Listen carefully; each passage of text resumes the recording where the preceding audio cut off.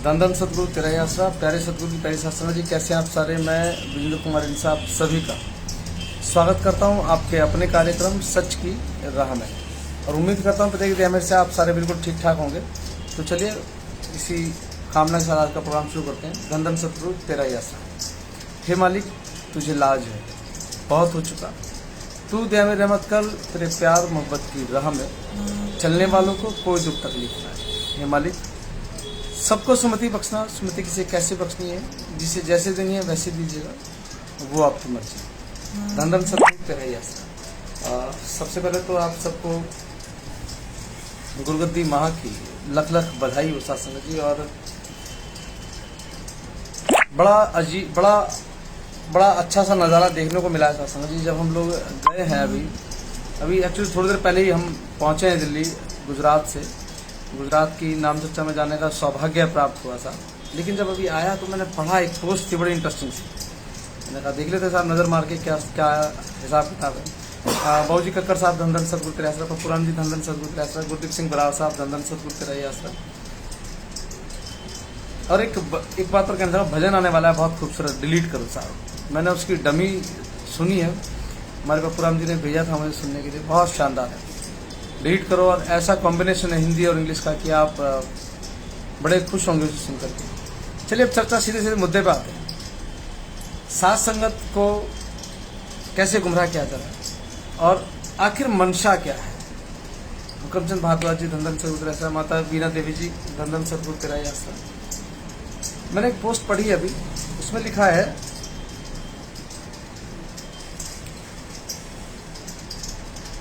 नाम चर्चा, सतगुरु के अनमोल नाम की चर्चा करना है, जिसके कारण आम जनमानस तक नाम की महिमा पहुंचती है। लोग नाम से जुड़ते हैं और जन्म मरण से आज़ादी पाकर मोक्ष के अधिकारी बनते हैं। इसलिए इस नाम चर्चा को लगाने से, इसमें शामिल होने से पूज्य पिताजी के वचनानुसार 15 दिन का बना बनाया सुमरन का फल मिलता है, जो आत्मा के खाते में जमा होता है। बिल्कुल सच्ची बात है साहब।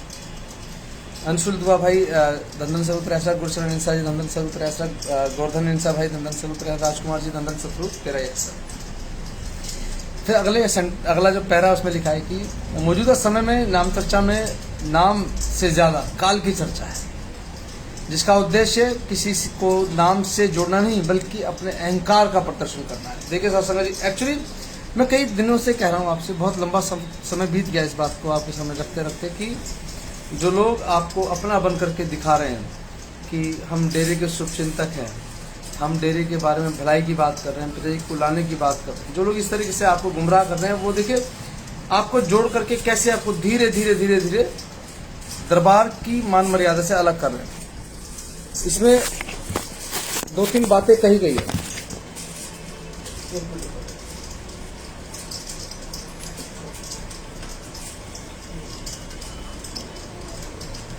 इसमें एक बात कही गई है कि मौजूदा समय में नाम चर्चा में नाम से ज्यादा काल की चर्चा है। मुझे एक बात बताए, क्या हम वहां पर काल महाकाल की चर्चा करते हैं नाम चर्चा में? आप ध्यान दीजिएगा जो बात कह रहे हैं, बड़ा इंटरेस्टिंग पॉइंट है आज ये, कि क्या हम वहां पर महाकाल की चर्चा करते हैं नाम चर्चा में? क्या काल के द्वारा लिखे गए भजनों पर हम उछल कूद करते हैं, नाचते हैं, या हम पूरा 1.5-2 घंटे बैठ करके काल महाकाल की चर्चा होती है हमारे द्वारा? ऐसा है? सोचिएगा सत्संग, काल आखिर ये कह किसको रहे हैं? ये देखिए मैं आपको दिखा भी दूँ, आखिर मसला क्या है, आप देखेंगे तो आपको अच्छा लगेगा। ये पोस्ट है, ये है कितनी तारीख की है, तारीख भी आएगी, देखो 22 अप्रैल की है, अभी कल परसों की है। और ये हमारे मित्र हैं फेद वाले, उन्होंने की बड़ी मेहनत से लिखते हैं साहब। ये पूरा लिखा हुआ है, पूरी कहानी ये देखें, नाम से ज्यादा काल की चर्चा। तो मेरा एक सवाल है, खासकर क्योंकि अभी बहुत सारे आएंगे साथी, उनसे संबंध रखने वाले, उनको अपना आका समझने वाले, तमाम तरह के लोग जुड़ेंगे अभी इस कार्यक्रम में, या उसका बाद में सुनेंगे। मेरा सीधा सवाल है कि जिस डिस्ट्रिक्ट की नाम चर्चा में आप जाते हैं, जिस जिले की नाम चर्चा में आप जाते हैं, जिस गांव की नाम चर्चा में आप जाते हैं, जिस ब्लॉक की नाम चर्चा में आप जा रहे हैं, क्या वहां पर महाकाल को लेकर के कोई टिप्पणी की जा रही है या चर्चाएं हो रही हैं उनके बारे में? अगर हो तो बताइएगा जरूर। लेकिन हाँ, वहाँ जो नाम चर्चा है, मैं गया मैं और रमाशंकर जी मेरे साथ बैठे हैं। मैं चाहूँगा ये भी नारा लगा लेंगे एक बार आपको, फिर करते चर्चा। अभी भी पूछूं। धन धन सतगुरु तेरा यात्रा, धन धन सतगुरु। इसमें हम अभी शरीक हुए, मुचंद भी थे इस नाम चर्चा में, और बहुत सारे सेवादार थे। हमने वहां जाकर क्या देखा साहब नाम चर्चा, हमने देखा कि साथ संगत हाउसफुल पैक है साहब, बिल्कुल एकदम। जो पंडाल था उसमें लगभग जितने सेवादार आ सकते थे उससे भी ज्यादा सेवादार वहां पहुंचे, और पंडाल के बाहर भी थे। बसों में बैठे रहे लोग एसी चलवा करके गाड़ियों में। गर्मी बहुत ज्यादा थी क्योंकि पंडाल में जगह कम पड़ने लगी थी। अब जो हमने देखा था वो बता रहे हैं आपको। वहां पर पूज्य गुरु पिताजी द्वारा, परम पिताजी के द्वारा लिखे गए भजनों पर कविराजों ने भजन सुनाए साहब। संगत झूम रही थी, और अंत में एक प्रस्तुति थी, एक बहुत खूबसूरत, जो वहां का लोक नृत्य है गरबा। गुजरात का एक नृत्य, वो देखो आपने, गोल गोल घूमते हुए डंडी मार के आपस में, डांडिया और क्या बोलते हैं, डांडिया और गरबा। डांडिया और गरबा करके परंपरागत नृत्य है साहब। उसे वहां के नौजवानों ने अपनी प्रस्तुति पेश की साहब। अभी कोई लगभग 5 बजे के आसपास हम घर पहुंचे। लगभग होंगी 30-35 हजार, दिलप्रीत सिंह जी 30-35 हजार के आसपास संगत होगी, लगभग, ज्यादा नहीं थी, लाखों में नहीं थी, लेकिन हाँ 30-35 हजार के आसपास संगत थी। क्योंकि ग्राउंड ज्यादा बड़ा नहीं था, ये कहूँ कि 10-20 एकड़ का था ना, शायद 1-1.5-2 एकड़ का रहा होगा शायद, अंदाजा है इतना होना चाहिए। जो रामलीला मैदान, रंगमंच मैदान कहा जाता है उसे, रंगमंच मैदान है, सेक्टर 22 में है, गांधीनगर के। दिलप्रीत भाई लगभग 30 से 35 हजार के लगभग होना चाहिए, मेरा अनुमान यह है। 30,000 की पुष्टि हुई है। देखने वालों को आग लग रही थी, बहुत जलन हुई उनको। संदीप जी बिल्कुल।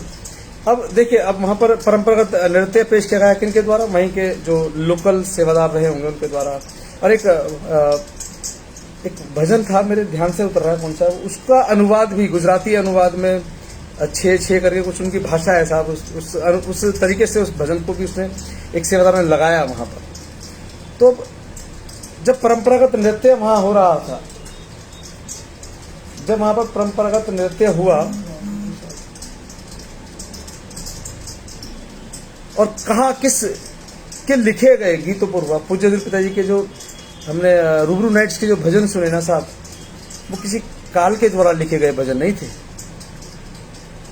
या जब सेवादार नाच रहे होते हैं या अपनी खुशी को जाहिर कर रहे होते हैं कि स्थापना दिवस है, पिताजी का जब भजन चल रहा है सामने से, जो पिताजी के मुखारबिंद गाया हुआ गीत है, तो शायद कोई प्रेमी होगा जिसका मन ना उस पर लालियत हो जाए कि चलिए यार मैं भी 2 हाथ पैर ऊपर नीचे हिला लूं थोड़े से। एक आइडियोलॉजी आपको दी जा रही है कि काल की चर्चा हो रही है। मेरा सीधा सवाल है कि वहां पर काल, महाकाल या देवी देवताओं पर चर्चा थी? नहीं थी साथ संगत जी। वहां पर चर्चा पूज्य गुरु पिताजी के द्वारा लिखे गए भजनों पर थी।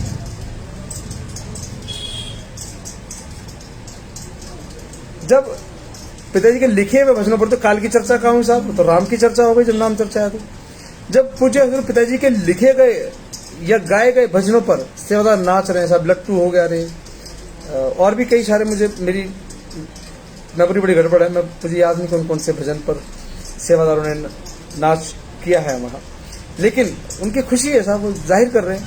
लेकिन कुछ हो के पेट में दर्द है, उनको दस्त लगे हुए, वो भी वो जाहिर कर रहे हैं।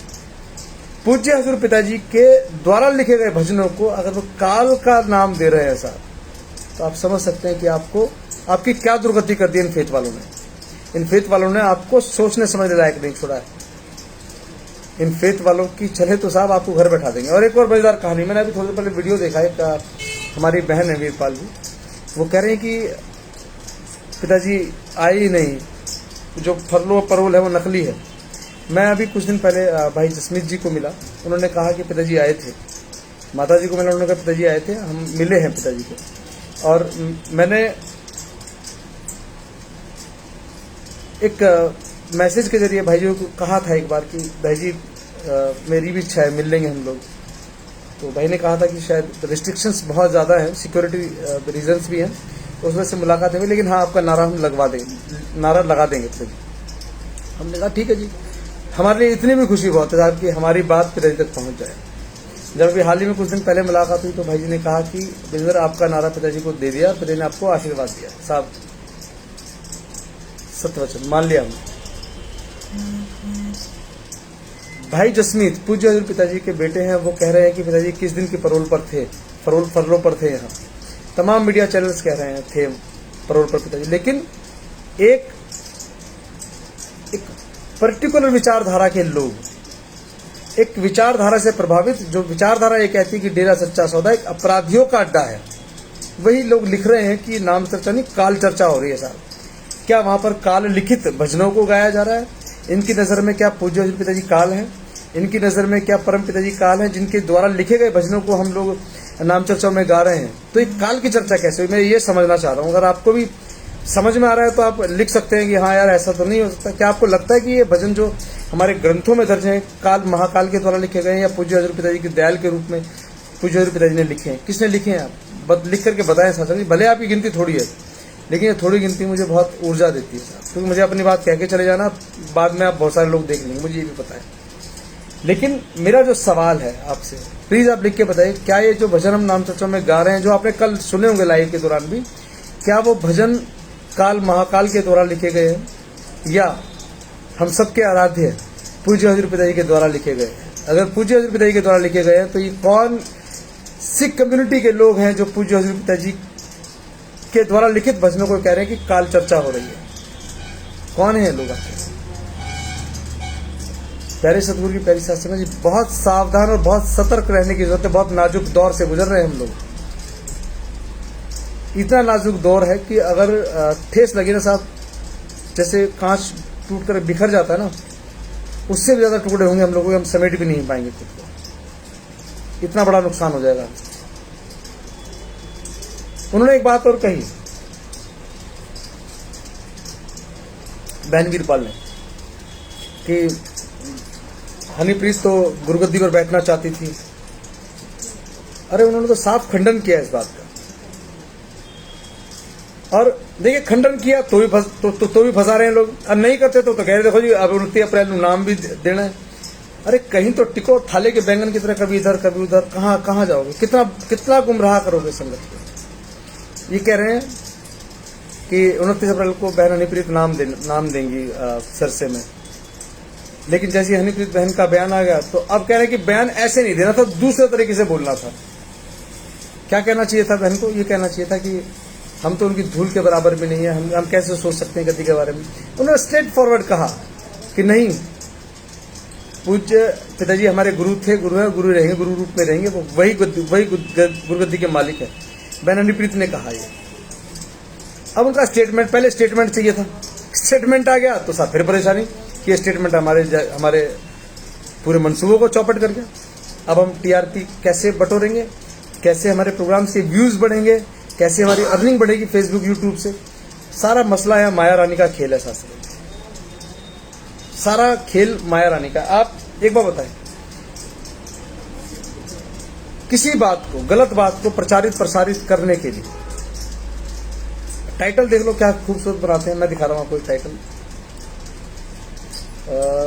कि जिससे कि आप सब देखेंगे साहब इसको ना, जेल से बाहर पैरोल पर नए आए संत गुरमीत राम रहीम, अहम खुलासे। ये आप समझ रहे टाइटल? सारी दुनिया के अखबार कह रहे हैं कि पूज्य हजूर पिताजी पैरोल पर आए, फरलों पर आए। लेकिन कुछ लोग मानने को तो मत मानो साहब, क्या फर्क पड़ता है। लेकिन हाँ, एक सवाल है मेरा आप सबसे, मैं चाहूंगा प्लीज आप, हाँ बाबूजी आ गए दिल्ली, अभी शाम को पहुंचा हूं, अभी 5 बजे।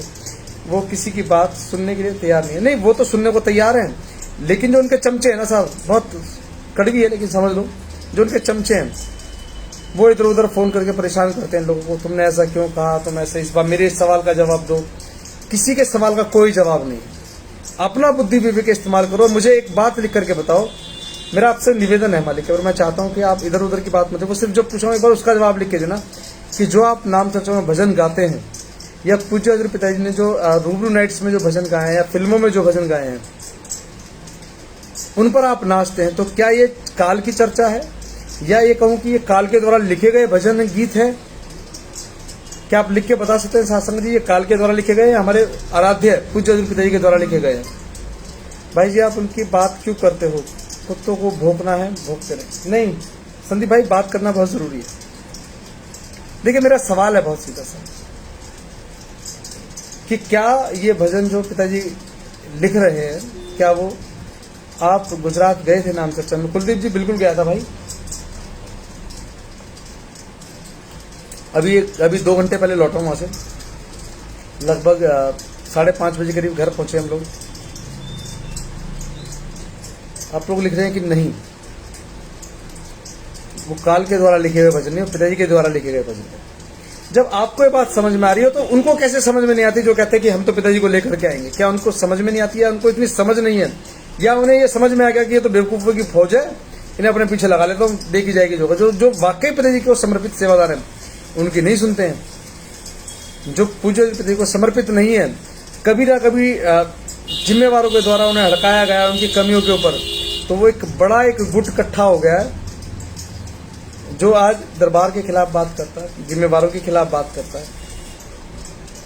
प्यारे सदगुरु की प्यारी शासना जी, होशियार रहो, बहुत सावधानी की जरूरत है, बहुत ज्यादा सावधानी की। इन्होंने ये कहना शुरू कर दिया साहब कि देखो पहले तो चिट्ठी नकली बताई। सबसे पहले खेल कहां से शुरू करना, इन्हें पता था, इन्हें क्या सारी दुनिया को पता है कि कोई भी कैदी का संवैधानिक अधिकार है, इसके फंडामेंटल राइट्स है कि वो अपनी बात को अपने परिवार वालों से, अपने चाहने वालों से फोन पे कर सकते। लेकिन फोन पे नंबर्स लिमिटेड होते हैं, 1 नंबर 2 नंबर। चिट्ठी असीमित लोगों तक जा सकती है, जानते थे इस बात को, लेकिन इन्होंने क्या प्रोपेगेंडा चलाया, मैं भी हैरान था उस बात को लेकर के। मैं पहले सहमत था इनकी बात से कि हाँ ऐसा हो सकता है। मैंने उस पर चर्चा भी की, काफी चर्चा ये थी कि पूज्य पिताजी को डेरे के वकीलों ने अनपढ़ कहा है कोर्ट में, जबकि ऐसा नहीं था शासन में। ये एक स्टेटमेंट थी जो इन्हीं के द्वारा दी गई, इन्हीं के द्वारा चलाई गई। जबकि किसी भी वक्तव्य को लीगल तब माना जाता है जब वो ऑन रिकॉर्ड हो कि हमारे गुरुजी अनपढ़ हैं जी, इसलिए साइन नहीं किया, तब होती बात साहब। लेकिन आप सबको इन्होंने कहा, आपने कहा अच्छा जी ये तो वेद वाक्य जो आपने कहा तो गलत हो ही नहीं सकता, सबने मान लिया। फिर उन्होंने अब एक नई कहानी निकाली। जैसे ही पूज्य पिताजी ने चिट्ठियां लिख करके आप सबको संबोधित करना शुरू किया, आप सबको चिट्ठियों के माध्यम से कोरोना काल में कैसे संभलना है वो सब लिख के दिया पिताजी। तो उन्होंने चिट्ठियों पर सवाल उठाए साहब। हमें भी लगा भाई साइन तो है ही नहीं, हमें भी एफिडेविट का टुकड़ा भेजा उन्होंने काट के नीचे से, ये तो साइन पिताजी कैसे। फिर हमने बाद में आकलन किया इस बात का कि अगर मैं स्वयं भी अपने 10 बार लगातार सिग्नेचर करूँ साहब, 10 में से शायद 2 बार तो मैच होंगे, 8 बार अलग ही आएंगे, थोड़े थोड़े फर्क आएगा 19-20। बड़ी हैरानी थी साहब इस बात को लेकर के। लेकिन इन्होंने उस बात को भी कहना शुरू कर दिया चिट्ठी गलत है, गोबीराम। और इनकी ताकत तब बढ़ जाती है जैसे ही गोबीराम का नाम लेते हैं। और ये जो चमचे हैं साहब, मैं सीधी सरल भाषा में कहूँ, चमचे सेवादार तो ये जो शेयर नहीं करते हैं या जो ध्यान नहीं देते इनकी बातों पर, जो चमचे हैं वो खट से कहते हैं हाँ ये चिट्ठी गोबीराम की। जो पूज्य पिताजी को गोबीराम कह रहा है और उसकी हाँ में हाँ मिला रहे ना आप साहब, आपसे बड़ा नालायक दुनिया में कोई नहीं है। क्योंकि इन्हीं के द्वारा एक मुकदमे डाले गए मुकदमे में ये बात साबित हुई है कि चिट्ठी पूज्य हजूर पिताजी लिख करके भेजते। शायद 7वीं 6वीं 8वीं चिट्ठी की बात थी। फिर उसके बाद जब 9वीं चिट्ठी आ गई तो उसको फिर गोबीराम कहा गया चिट्ठी को कि गोबीराम के द्वारा लिखी गई चिट्ठी है। तो आपने कहा हाँ जी हाँ गोबीराम के द्वारा लिखी। अरे बड़े जाहिल लोग हो आप, बड़े मूर्ख लोग हो। जाहिल और मूर्ख इसलिए साहब कि एक व्यक्ति ने कहा कि चिट्ठी नकली, आपने कहा नकली है। कोर्ट में जवाब मांगा गया सरकारी वकील से। सरकारी वकील जज साहब को गलत जानकारी नहीं देता। उसने कहा कि चिट्ठी राम रहीम जी लिखते हैं और उनके वकील के द्वारा उनके परिवार को मिल जाती है। तो अब देखो साहब, उन्हीं के मुखारबिंद, मैं कुछ नहीं कह रहा हूं कि मैंने कुछ कह दिया होगा, उन्हीं के लिखे बड़े बड़े लंबे लंबे लेख हैं। उसी लेख में इस चिट्ठी का भी उल्लेख है कि चिट्ठी सही है। लेकिन आप नहीं समझ रहे, चिट्ठियों को नकली बता दिया गया। चलिए जी, लेकिन हैरानी जब हो रही है जब कहा जा रहा है कि ये काल की चर्चा है। साहब कहां से काल की चर्चा है? मेरे खुद चेक बाउंस हो जाते हैं अक्सर साहब, 19-20 होते तुरंत चेक बाउंस। तो लेकिन ठीक है, चलिए अब जो हो गया अच्छा हो गया। लेकिन अब नाम चर्चा को काल की चर्चा कहा जा रहा है। तो मैं चाहूंगा कि हमारे मित्र काफी देर से चुप बैठे, ये भी कुछ इसमें अपना प्रकाश डालें बातों पर। हमारे भाई पत्रकार रमा धन सदगुरु तेरे आश्रम धन धन सतगुरु तेरे यात्रा। सतगुरु जी की साजी महाराज जी, प्यारी साध संगत जी, मुझे भी मौका मिला गुजरात की पावन धरा पर पहुंचने का। पावन धरा इसलिए मैं उसको बोलूँगा, पॉलिटिकल नहीं, पावन धरा। पावन धरा इसलिए है कि हमारे सतगुरु जी की नवाजी वहाँ सत्संगत, वहाँ डेरा है और हजारों कई हजार, मैंने अनुमानित, विजेंद्र जी अभी बता रहे थे, लेकिन मैंने वहाँ जिम्मेवारों से अनुमानित संख्या पूछी, क्योंकि हमें वीडियो में दिखानी थी कि आखिर संख्या कितनी आई आपके कार्यक्रम में। तो और भी पत्रकार पूछ रहे थे, मैंने भी सवाल किया जिम्मेवारों से, तो उन्होंने मुझे ऑन रिकॉर्ड जो है 30,000 के लगभग बताया। बोले इससे ऊपर भी हो सकती है और कुछ कम भी हो सकती है। ठीक। दूसरी, वहाँ जो आयोजक थे नाम चर्चा के, अब जाहिर सी बात है जिस ब्लॉक में नाम चर्चा होती है वहाँ के भंगीदास, वहाँ के 15 मेंबर, वहाँ के 7 मेंबर, चाहे बेशक मेरे ब्लॉक में हो तो मैं वहाँ के जिम्मेवार, तो वहाँ की जिम्मेवारों से भी बात हुई।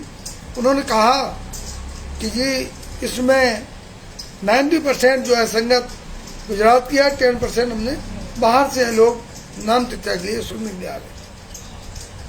ये बात क्लियर हुई। दूसरी, चिट्ठी का जिक्र हुआ,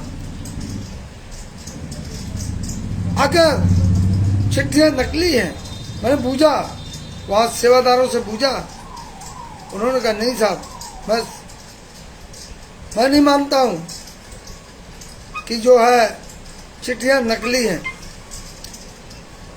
इसके अलावा जब आदरणीय बहन हनीप्रीत जी का नाम आया तो मेरे जिज्ञासा हुई, और भी पत्रकारों ने सवाल जो मैंने किए उन्होंने भी किए, तो मेरे सवाल सुने हुए करे, मैं बता रहा हूँ अपने सवालों। मैंने पूछा गुरगद्दी के बारे में जो बहन हनीप्रीत का चल रहा है, क्योंकि साथी सेवादार कह रहे हैं कि गद्दी पे नामदान हनीप्रीत दीदी शुरू कर देंगी, आदरणीय बहन हनीप्रीत जी ये करेंगी वो। तो मैंने भी सवाल किया कि हाँ तो सच्चाई है? उन्होंने कहा नहीं, ऐसे कोई मंशा नहीं है, दीदी ने ऑफिशियल मना कर दिया। और उन ऑफिशियल चैनलों को भी नाम चर्चा में दिखाया जाता है,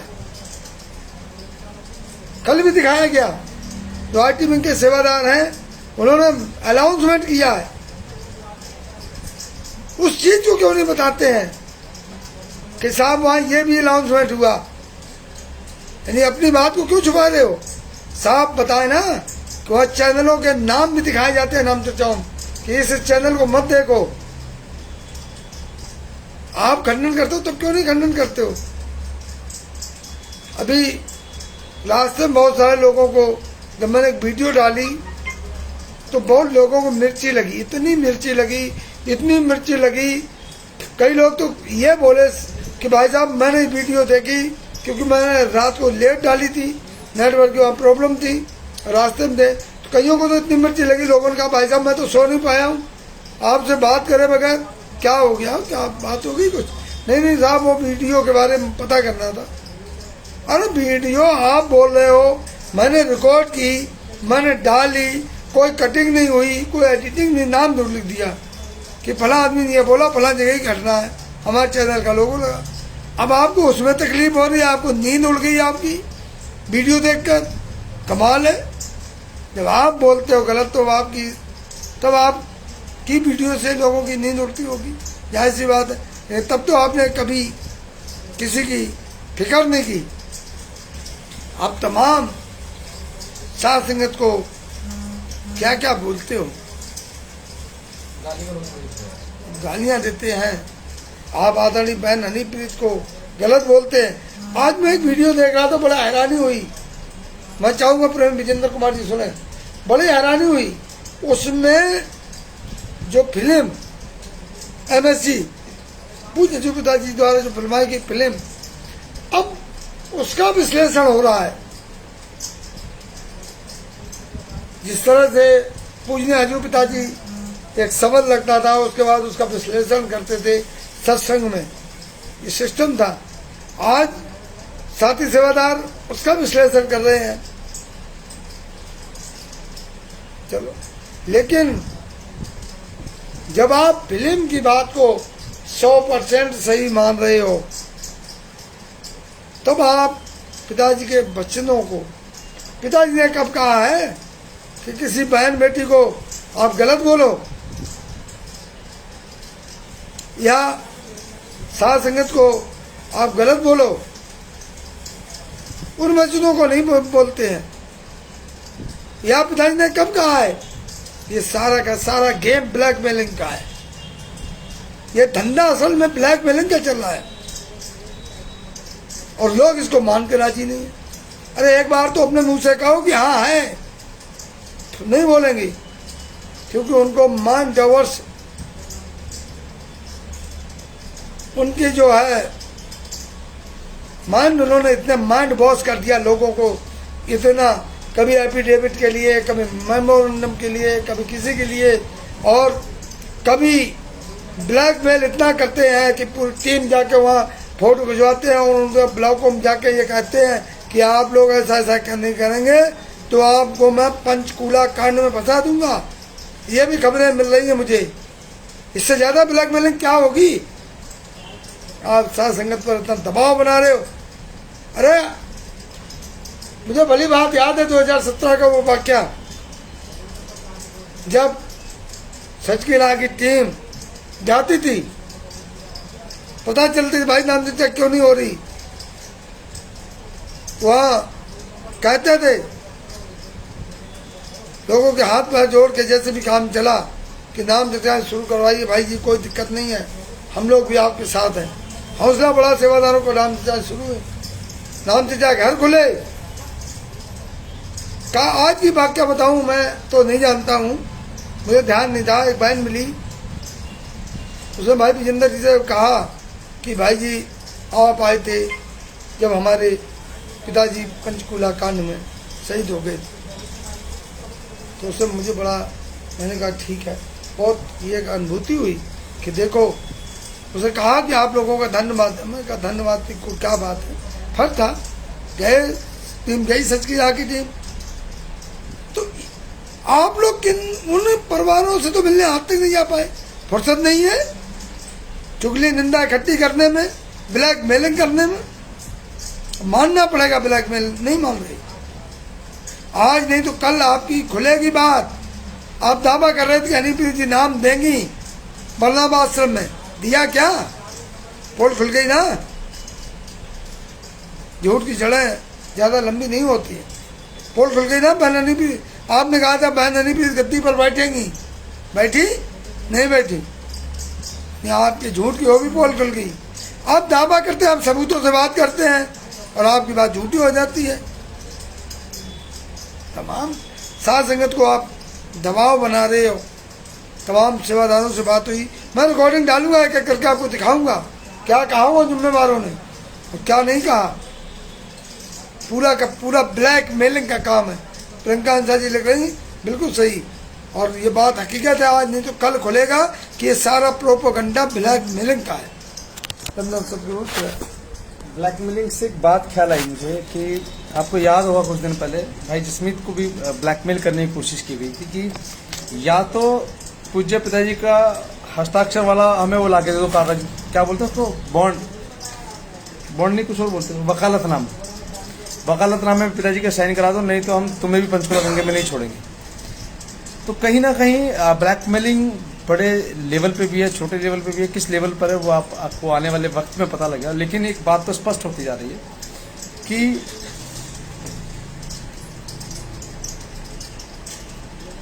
बड़ी इंटरेस्टिंग चीजें होने वाली हैं अभी बहुत जल्दी। एक जो धड़ा है जो इस बात को बार बार कह रहा है कि ये नाम चर्चा नहीं काल चर्चा है सर, तो आप भी उनसे सवाल पूछा कीजिए, उनके पोस्ट पर लिख दिया कीजिए कि क्या उसमें किसी देवी देव को खुश करने की आरती गाई जा रही है या पूज्य हजूर पिताजी द्वारा लिखित भजन सुनाए जा रहे हैं, गाए जा रहे हैं। हमें बहुत सारी चीज़ समझने की जरूरत है मालिक के बारे में, लेकिन लोग नहीं समझना चाहते इन बातों को। और चलिए अब कल की बात करते हैं हम। कल जो नाम चर्चा थी उसमें बहुत बड़ी गिनती थी सेवादारों की, पहुँचने वालों की, और काफ़ी अच्छा लगा नाम चर्चा देख करके। और फिर जो वहाँ का लोक नृत्य है गरबा और क्या था वो डांडिया, वो भी बहुत सुंदर प्रस्तुति थी सेवादारों के द्वारा, पूज्य हजूर पिताजी के द्वारा गाए गए भजनों पर वो प्रस्तुति थी। और जितना कहा जाए नाम चर्चा के बारे में उतना कम है साहब। नाम चर्चा पूज्य हजरत के हुक्मानुसार होती है। अब देखिए, तकलीफ ये नहीं है कि नाम चर्चा गुजरात में हो, तकलीफ ये है कि नाम चर्चा गुजरात में क्यों हो गई।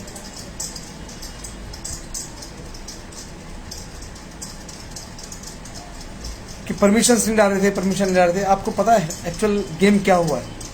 एक्चुअल गेम ये था कि मैं अभी इस पर टिप्पणी नहीं करूँगा। मैं एक बार दोबारा हम बना रहे हैं प्लान कि शायद बहुत जल्द दोबारा हमें जाना होगा, क्योंकि जो बसें यहाँ से दिल्ली से हमारे सेवादारों ने की, वो बस सिर्फ गांधीनगर तक की ली थी, जबकि मेरी इच्छा ये थी कि हम रापट डिस्ट्रिक्ट में घूम के देखना चाहते थे कि क्या वाकई जैसी हमारे पास जानकारी है, क्या वाकई वैसा है। अगर वैसा ही हुआ तो साहब खुल के बात होंगी बहुत सारी। लेकिन अभी ये समझे हम कि हमें लाकड़िया दरबार जाना चाहिए था, लेकिन नहीं जा पाए। हमारी शायद टाइमिंग गलत रही, या सीमित संसाधनों की वजह से हम अपने साधनों से नहीं जा पाए, जबकि हम अपनी गाड़ी से जाना था, लेकिन नहीं जा पाए किसी वजह से। वक्त आएगा साहब, हम दोबारा से बहुत जल्दी पहुंचने की कोशिश करेंगे, और हो सका तो शायद अगले महीने ही हम आपको बहुत सारी जानकारियां देंगे। क्योंकि मसला ये नहीं कि वहाँ परमिशन मिल गई, मसला ये कि नाम चर्चा है, हो रही है, लाकड़िया में ताले नहीं लगे हैं दरबार में। अब ये कौन तय करेगा कि पिताजी परमिशन चाहते हैं और परमिशन ना मिले? Is it possible? लगता है क्या आपको कि पिताजी ने अगर ये ठान लिया कि सत्संग करना है साहब, तो किसकी माँ ने दूध पिलाया जो परमिशन नहीं देगा? बताइए आप मुझे, लगता है आपको? लेकिन हाँ, अब आपको लगता है साहब। क्यों? क्योंकि आपको समझाने वाले दूसरे तरीके के आ गए, कि उन्होंने आपको समझा दिया है कि वो खुदा नहीं है, वो एक आम बंदा है, जो अपने रहते रहते 2002 के बाद से परमिशन नहीं ले पाया, दिलवा पाया, सत्संग नहीं कर पाया। आपको समझाया जा रहा है और आप समझ रहे हैं इस बात को। हाँ जी, बिल्कुल मैनेजमेंट का खेल है, मैनेजमेंट वाले ज़्यादा पावरफुल है। यही तो समझा रहे हैं आपको कि पिताजी सिर्फ ऑर्डिनरी आदमी है, उनके पास कोई ताकत नहीं है। उनसे ज़्यादा ताकत तो खट्टा सिंह में, उनसे ज़्यादा ताकत तो PR नैन में, उससे ज़्यादा ताकतवर तो हनीप्रीत है, उससे ज़्यादा ताकतवर तो XYZ तमाम लोग हैं डेरे में रहने वाले। पर जो सबसे कमज़ोर व्यक्ति है, जो सबसे कमज़ोर व्यक्तित्व का मालिक है, वो हमारे आदरणीय पूज्य हजूर पिताजी। आपको समझा रहे हैं और आप समझ रहे हैं इस बात को। आपने कहा हाँ बिल्कुल सही बात है, सबकी चल रही है, बस पिताजी की नहीं चल रही। आपको समझा रहे हैं और आप समझ रहे हैं इस बात को। हाँ जी, बिल्कुल सही कह रहे हैं भाई जी, बिल्कुल मज़ा आ गया। यही तो सच्चाई है। अरे भोले आदमियों, समझो और अपने आप को चेतन करो। जो मरे हुए में जान डाल देता है साहब, मरे हुए लोगों में। मैंने सुना है, मेरे फादर साहब ने तो वो नज़ारा देखा है, मैंने सिर्फ सुना है अपने फादर साहब से। और उन्होंने जो बताया, ये बताया कि वो उस बहन के साथ ही खड़े थे जिसका बच्चा मर गया था। गोद में बच्चा था, यूपी आश्रम की बात है, बदनामा डॉक्टर थे जो उन्होंने घोषणा कर दी थी ये नहीं बचेगा, ये बच गया, इसकी डेथ हो चुकी है। वो खड़ी हुई थी बच्चे को लेकर के ऐसे, और गर्दन ढलकी हुई थी, लड़की जब मर जाएगा तो आदमी साहब अपना वेग ही नहीं है। आज के लाइव में वीरपाल बोल रही थी कि गुरुजी तो पैरोल पर आए नहीं, एक फर्जी खुद के बनाए चैनल पर इंटरव्यू दे रही थी। बिल्कुल संजय भाई जी, कुंडू साहब, सहमत हूँ मैं इस बात से बिल्कुल। ये एक्चुअली क्या है कि ये इंटरनेशनल प्रोपेगेंडा है। आप देखें, एक इंटरनेशनल चैनल है साहब, सांझा TV है, वो यूट्यूब चैनल है, वो भी उस पर चल रहा है साहब। और पता नहीं, और बहुत सारे जो पंजाब में प्रभावित करते हैं पंजाब के आम नागरिकों को, वहाँ ये बैठ के कह रहे हैं कि पिताजी से ज़्यादा ताकतवर तो वो तूर है, पिताजी से ज़्यादा ताकतवर तो खट्टा सिंह है। और उससे TV वाले ने इनके मुंह पे तमाशा मारा था भी, कहा कि एक मिनट रुको रुको, डॉक्टर मोहित ये बताओ कि क्या तुम ये कहना चाहते हो कि राम रहीम से ज़्यादा ताकतवर उसके आसपास के लोग हैं? जवाब नहीं था साहब इनके पास, क्योंकि ये एक्चुअली चाहते ही पूज्य पिताजी की इमेज को डिस्ट्रॉय करना, वो कर रहे हैं उस काम को, बहुत अच्छे से कर रहे हैं और करनी चाहिए उनको।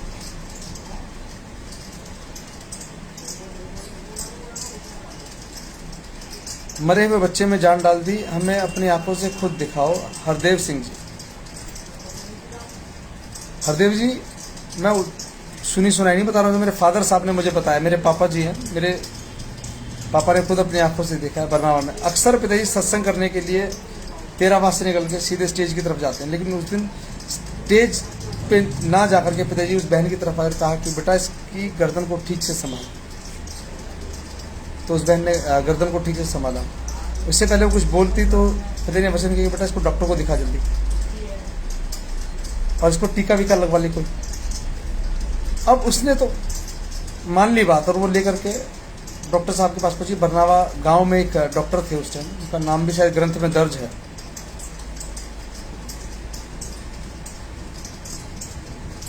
उसने कहा कि इस बच्चे में जान नहीं है। उसने कहा मुझे नहीं पता, गुरुजी ने कहा है, हमने खुद देखा है। अच्छा आपने खुद देखा, मुझे लगा क्यों दिखलाओ साहब, अब कहाँ से किसको मारें किसको दिखलाएं तो बड़ा मसला नहीं, अब तो बड़ा गड़बड़ हो जाएगी।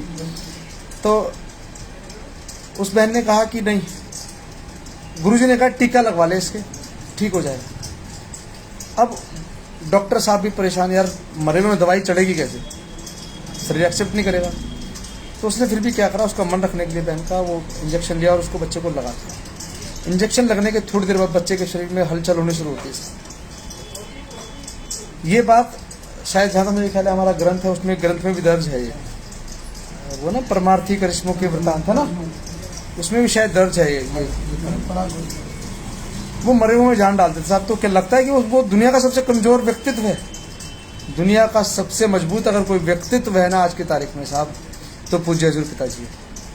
जो लोग आपको कह रहे हैं कि 10 बाय 10 के कमरे में, ये मैं यहाँ आपके साथ नहीं बहुत सारी बातें कर सकता, लेकिन आप इस बात का विश्वास कर सकते हैं कि वो तकलीफ में बिल्कुल नहीं।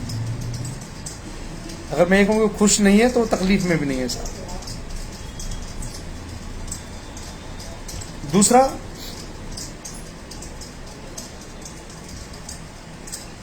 जो लोग आपसे कह रहे हैं कि पिताजी को मारने की साजिश रची जा रही है, रची गई थी, मैंने पहले भी आपको कहा था कि चंडीगढ़ पीजीआई से बच्चे का जवाब दे दिया, रात में परिवार में स्मरण किया और सुबह तक बच्चे में जान आ गई। बिल्कुल भाई जी, ऐसे बहुत सारे किस्से हैं। वो जब वाकई दुनिया के सबसे मजबूत व्यक्ति है सभी, ऐसे नहीं सिर्फ मैं मेरे गुरु हैं तो मैं इसलिए कह रहा हूँ, वाकई वो सबसे मजबूत, दुनिया के सबसे मजबूत पिता हैं साहब। वो मेरे गुरु हैं, हम सबके गुरु। लेकिन कुछ लोग चाहते हैं कि उसकी जो इमेज है ना उसको डिस्ट्रॉय किया जाए, क्योंकि पूज्य पिताजी कोई शरीर नहीं है साहब, वो एक विचार है और विचार कभी मरा नहीं करते। विचार को कोई कैद नहीं कर सकता है। अगर पूज्य पिताजी को कैद करने से मसले हल हो जाते ना साहब, तो ये हम चर्चा नहीं कर रहे होते, नाम चर्चाएं बंद हो गई होती। लेकिन वो एक विचार है साहब, पिताजी के जो वचन है वो क्या है, विचार ही तो है साहब। और विचार कभी मरा नहीं करते। विचार खुले उन्मुक्त आसमान में जैसे पंछी उड़ते ना, ऐसे ही हमारे दिमाग में विचार उड़ते हैं साहब, जो पिताजी ने जब जब वचन किए हमने सुने। पिताजी के सारे वचनों को नालायक लोग झूठे ठहराते हैं, कहते ये नहीं सुनना हमें, हमारी वाली बात का जवाब दो कि पंचकुला से संगत क्यों नहीं आई 24 तारीख की रात। अरे भले आदमी, 24 तारीख की रात को सूचना मिली, 25 तारीख को सुबह मुकदमे का फैसला आना था। 24 की रात को ही तो सुनाया गया था वो जो ट्विटर पे पिताजी के वचन थे कि फैसला हमने सुनना है। लेकिन इंटरनेट बंद था तो सुनते कैसे साहब। चलिए उसकी व्यवस्था प्रशासन ने की। प्रशासन ने जगह जगह साउंड की व्यवस्था की और सुनाया, देखो भी तुम्हारे गुरुजी कह रहे हैं भाई लौट जाओ वापस। लेकिन नहीं आए लोगों ने क्या सोचा कि अब रात तो हो गई, 2 दिन तो हो गए हैं, कल और देख लेते हैं, मुकदमा कल खत्म हो जाएगा, जीत जाएंगे, अपने घर को जाएंगे मजे से।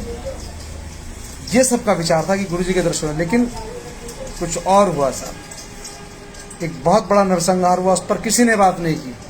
उस नरसंहार, देखिए एक पंचकुला दंगे की बात तो करते हैं साहब, लेकिन उस दंगे में सरकारी गोलियों से, रजिस्टर्ड सरकारी गोलियों से मारे गए लोगों पर कोई चर्चा नहीं है साहब। लेकिन हाँ, दंगा number part 1, part 2, part 6 Honeypreet ने करा दिया। हनीप्रीत ने तो बंदूक दी थी, बहन ने सबकी गोली मार देना, सबको आते। कोई भी क्रॉस फायरिंग में नहीं मरा है शासन। सेवादारों के यहाँ गोलियां हैं मैक्सिमम सर में, और यहाँ गोली साहब उसको लगती है जो जा रहा होता है, यहाँ माथे पे गोली उसको सामने से फेस कर रहा होता है चीज़ों। मैक्सिमम गोलियां यहाँ लगी हैं पीछे से, बताओ जाते हुए सेवादारों पर गोलियां मारी गई हैं।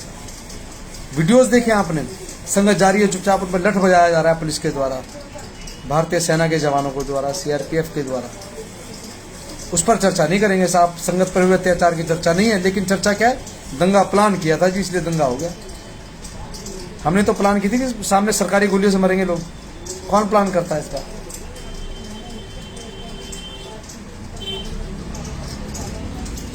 प्यारे सतगुरु की प्यारी साध संगत जी, यहाँ लोग गुमराह करने के लिए तुले हुए हैं। आप पूछो ना इस बात को कि क्या इंडियन आर्मी के पास जो बंदूकें थी AK-47, जो सरकारी गोलियां थी, उनसे जो सेवादार शहीद हो गया आज हमारे बीच में नहीं है, क्या उनकी मौत की साजिश भी हमने रची है? क्या हमने कहा था कि इंडियन आर्मी को गोली मार दो भैया?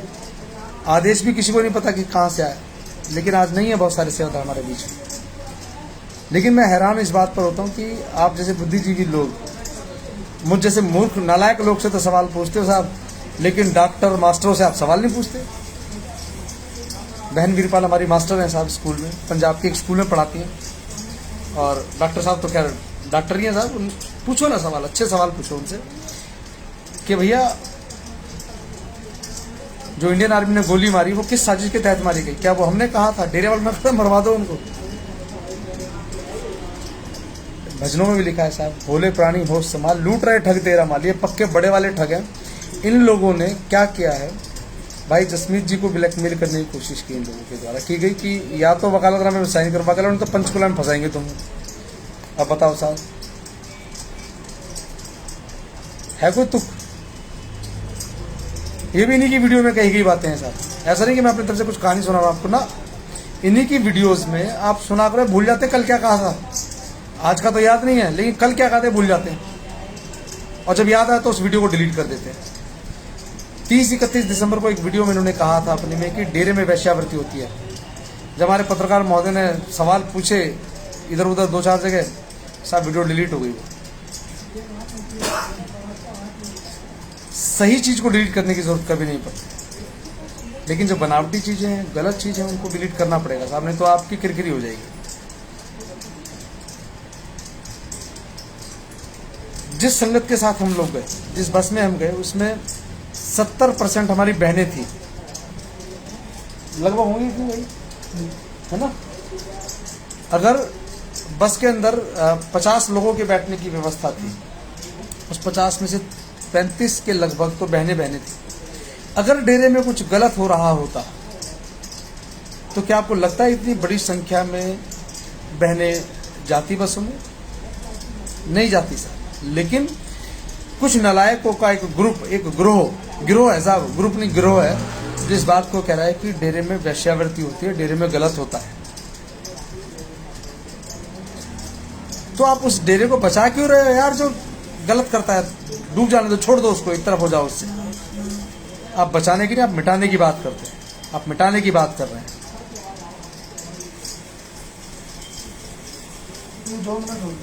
तो प्यारे सतगुरु की प्यारी साथ समझ, हिम्मत रखो, चीज़ें बदलेंगी बहुत जल्दी, और सब पूज्य पिताजी के हुक्मानुसार और वचनानुसार हो रहा है। अब कुछ लोग कहते हैं कि यार प्रसाद कैसे आता है? अब एक बात बताओ, मैंने कहा था भाई जसमीत जी को, मैंने थोड़ी देर पहले बताया कि भाई जी नारा दे देना हमारा, तो भाई जी ने कहा ठीक है। भाई जी नारा दिया, हमारी मुलाकात जी, उन्होंने कहा भाई विजेंद्र आपका नारा दे दिया, पिताजी ने कहा कि आशीर्वाद। तो यहाँ से महसूस किया ना साहब मैंने, और मेरे जीवन में बहुत सारे परिवर्तन है उस दिन के बाद से। लेकिन अगर यही बात पिताजी कहते हैं कि ठीक है बेटा, जो नाम चर्चा भंडारे के रूप में आप मना रहे हो, मनाओ, आपको बहुत आशीर्वाद, संगत जो आएगी बहुत सारी खुशियाँ।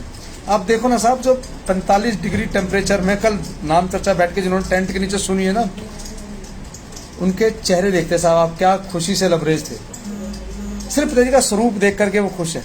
जो सामने LED लगती है ना, सब बड़ी सी 10x20 की बड़ी वाली LED लगती है, LED स्क्रीन पे जब पिताजी का स्वरूप देखते हैं साहब से पता है, कुछ के आंसू बहते हैं, कुछ धीरे से मंद मंद मुस्कुरा रहे होते हैं, कुछ मायूस हो जाते हैं सोच करके पिताजी आप साक्षात होते हैं, कितना और भी अच्छा लगता है। लेकिन अगले ही पल जब जैसे पूज्य पिताजी के मुखारबिंद जो भजन गाए गए, लट्टू हो गया, अरे साहब कैसी ने जो इश्क है जिसके साथ साहब, उसकी आवाज़ भले ही पुरानी है, भले ही काफ़ी वक्त पहले सुना, उन्होंने बहुत वक्त पहले कहा, जैसे उन्होंने कहा लट्टू हो गया, अरे साहब वाकई लट्टू की तरह घूम लगते हैं सारे के सारे। ये इश्क नहीं तो और क्या है साहब? उस सतगुरु के प्रति, उस वाली दो जहान के प्रति प्रेम है साहब, तभी है।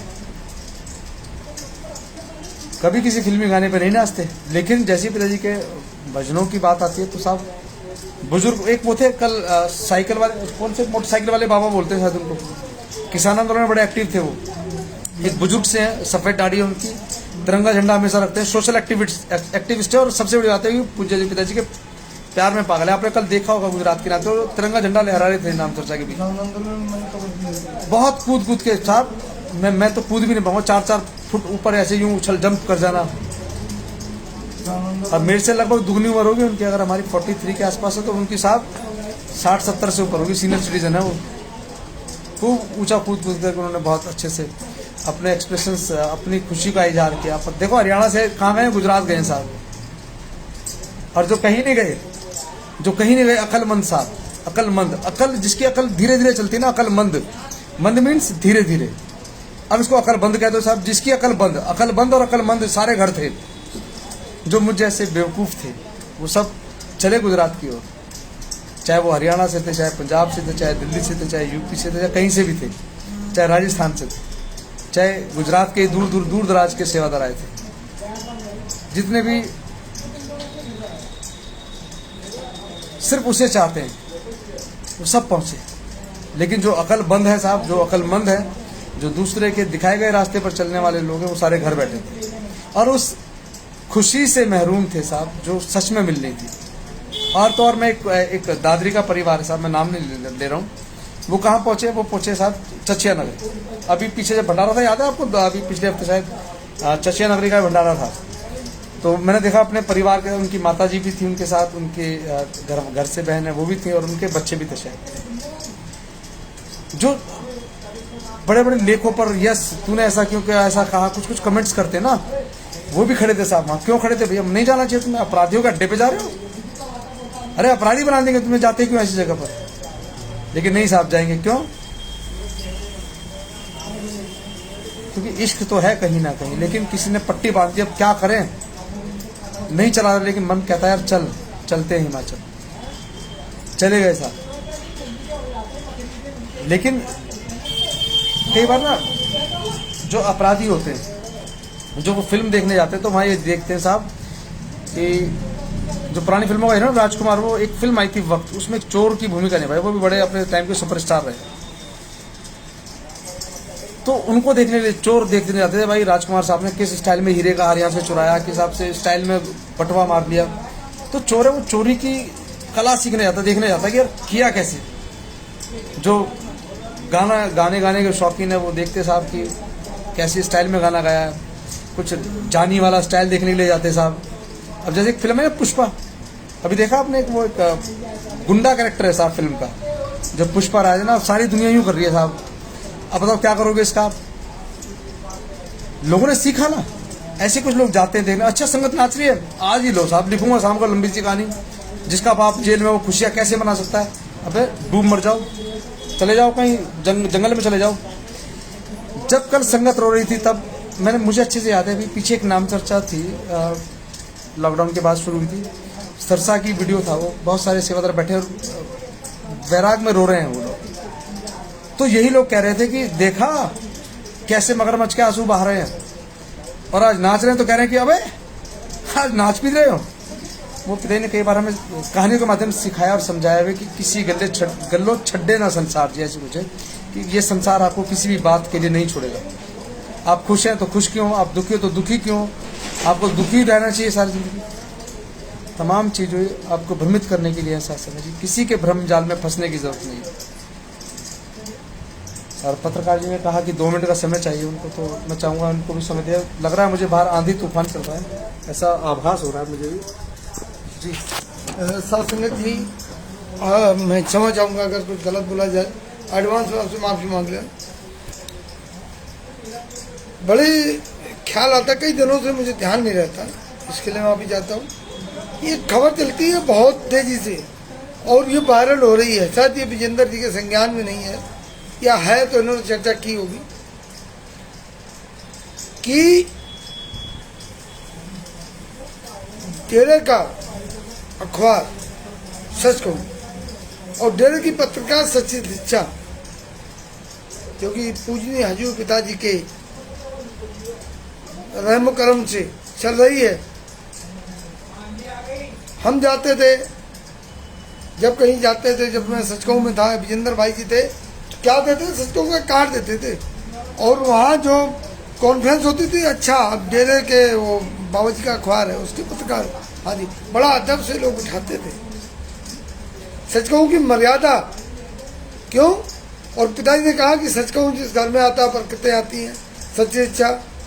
और अब सच कहूँ और सच्ची इच्छा को इतना टारगेट किया जा रहा है, क्यों कि आप तक कोई डेरे का मैसेज ना पहुंच जाए, आप तक दरबार की कोई सच्चाई ना पहुंच जाए, आप तक पिताजी के वचन ना पहुंच जाए। इस पर बड़ा हमारे कुछ सेवादार ऐसे हावी है, ऐसे लगा दिन में दैत तरह की 50 मैसेज आते हैं।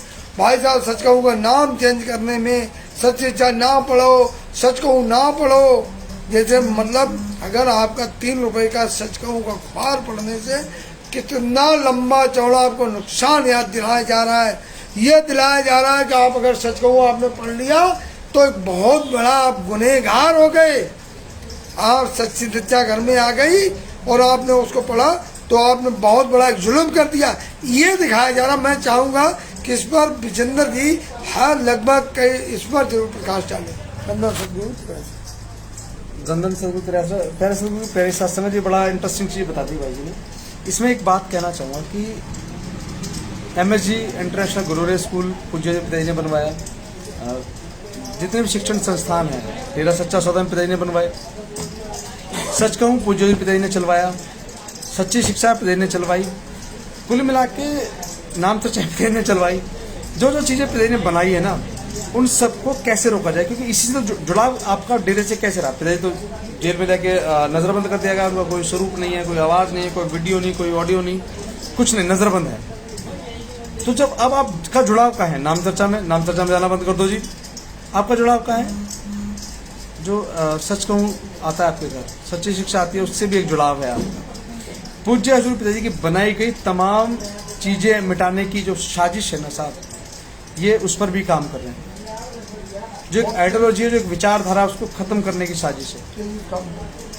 तो मेरा आप सबसे निवेदन है मालिक के पारो, जिनके यहाँ आपने किसी के कहने में, मुझ जैसे किसी बेवकूफ़ आदमी के कहने में आकर अगर आपने सच कहूँ बंद करवाया है, सच्ची शिक्षा बंद करवाई है ना साहब आपने, तो हाथ जोड़ के निवेदन है आपसे कि पूज्य पिताजी के वचन है साहब ये, कि सच्ची शिक्षा आपके घर में खुशियाँ लेकर के आती है, महीने भर की खुशियाँ लेकर आती है। हम रोज़ आपके घर खुशियाँ भेजते हैं सच कहूँ के मार्फत, लेकिन हम लोग ध्यान नहीं देते हैं साहब इस बात पर। हम किस बात पर ध्यान देते हैं कि एक खबर थी जो नहीं छप पाई सच कहूँ में, पिताजी ने उस पर बहुत कटाक्ष किया। पिताजी ने कहा कि ये हमारी नहीं सुनते यार, जो इनके मन में आते छाप देते। पिताजी ने अपने बच्चों को तो डांटा साहब, क्या सच कहूँ उस दिन बंद करा दिया पिताजी ने? नहीं कराया साहब। पिताजी जानते ना बच्चे गलतियाँ करते हैं, ठीक कर लेंगे बाद में, समझाएंगे, मान जाएंगे, और वह भी माने। फिर तमाम 2 पेज तो शायद मेरी नज़र में भी आज भी, दिल्ली वाला पेज भी लगभग आधा पेपर दिल्ली में हो रहे मानव तो भलाई कार्यों के बारे में छापता है, यूपी वाला भी लगभग आधे पेजेस, सभी स्टेट्स के जो भी पेजेस हैं उनमें छपता है साहब। क्या बंद हुआ सच कहूँ? नहीं। लेकिन आज एक देखिए मज़ेदार कहानी, पिताजी का नाम रख दिया इन्होंने गोबीराम, आपको मजा आ रहा है। सच कहूँ का नाम रख दिया गोबीराम, तो क्या बोलते हैं गप कहूँ, आपको उसमें मजा आ रहा है। ये तमाम जो विचारधारा है ना साहब पिताजी की या डेरे सच्चे सौदे की, उस सबको एक एक करके मिटाने की कोशिश कर रहे हैं, और आप कह रहे हैं अच्छा लग रहा है। तो प्यारे सतगुरु की प्यारी सत्संग जी, 10 बज गए, मुझे लग रहा बाहर आंधी आ रही है, इनको भी पत्रकार साहब को भी दूर जाना है और मुझे भी दूर जाना है। मेरी एक मुलाकात है साहब, छोटी सी मीटिंग है, तो उसके बाद मिलते हैं सत्संग जी। कल मिलने का समय शाम को 8 बजे का है, तो 8 बजे हम शार्प एट 8 o'clock रहेंगे कल से, और डेली रहेंगे साहब। और दुग्गल साहब आप भी इस बात को अच्छे से पल्ले से बांध लो, अगर आपको लगता है कि हमें इनकी चर्चा नहीं करनी चाहिए तो आप बिल्कुल प्रोग्राम मत देखा करें साहब, एहसान होगा हम पे आपका। अगर आपको लगता है, अगर आप चीज़ों को, परिस्थितियों को नहीं समझ रहे हैं, तो मेरा मसला आपको समझाना बिल्कुल नहीं है साहब। जो चीज़ें गलत हो रही है, मेरा मसला उनके साथ है कि आखिर क्यों गलत है। आप में क्षमता है तो आप बताओ ना सही क्या है, मेरे में क्षमता है, मैं बता रहा हूँ सही क्या है। सही सच कहूँ है, सही सच्ची शिक्षा है, लेकिन एक विचारधारा दी जा रही है आपको। आप कहते हैं ना क्या है, किसी ने आज लिखा था, मैंने पढ़ा है, मैं स्क्रीनशॉट दे दूंगा आपको। दुग्गल साहब आपका नंबर मेरे पास है, मैं आपको पर्सनल भेजूंगा। आप पढ़ना, आपके पैरों में नीचे जमीन खिसकेगी जब आप सुनोगे ना। मेरे साथ तो 50,000 लोग हैं। आप कहते हो सुन कौन रहा है, आप सब सुन रहे हैं, बस आप और मेरी स्थिति, हम बिल्ली कबूतर हैं साहब, आंख बंद करके बैठे, बिल्ली नहीं देख रही है। चलिए, मेरी बात अगर बुरी लगे साहब माफ़ी चाहूँगा। मिलते हैं कल शाम को 8 बजे। गुड नाइट, शब्बा खैर। बाय साहब, बाय बाय साहब जी, मुलाकात होती जल्दी। धन धन सदगुरु, तेरा ही आसरा।